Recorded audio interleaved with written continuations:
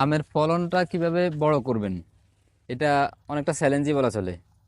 আবার আপনি যদি খুব ছোট একটি টিপস জানেন, এটা খুবই সহজ। তো এটাকে আমরা দুইভাবে করতে পারি, একটা ন্যাচারালি আমরা করতে পারি, বিশেষ করে পুষ্টি উপাদান সরবরাহ করে, আর একটা হলো থিনিং এর মাধ্যমে বা গাছটাকে ফলগুলোর সাইজ ফল কমিয়ে দিয়ে আমরা এটা করতে পারি। আমরা প্রথমে পুষ্টি উপাদান সম্পর্কে জানি। পুষ্টি উপাদানের জন্য আমরা এখানে এনপিকেএসটা ব্যবহার করব। এই এনপিকেএস এখানে মূল পুষ্টি উপাদানগুলো আছে। এর সাথে আমরা ব্যবহার করব জিঙ্ক, এরপরে বোরন এবং ম্যাগনেসিয়াম। পুষ্টি উপাদানের দিন শেষ, এরপরে আমাদের তারপরে কাজ হলো আমরা এখানে ফলকে পাতলা করে দেব।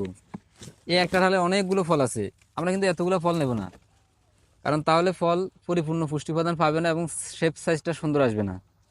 আমরা এই ডাল থেকে যেমন এখানে অনেকগুলো ফুল অনেকগুলা ফলও সেট হবে, হচ্ছে, আমরা এতগুলো নেব না।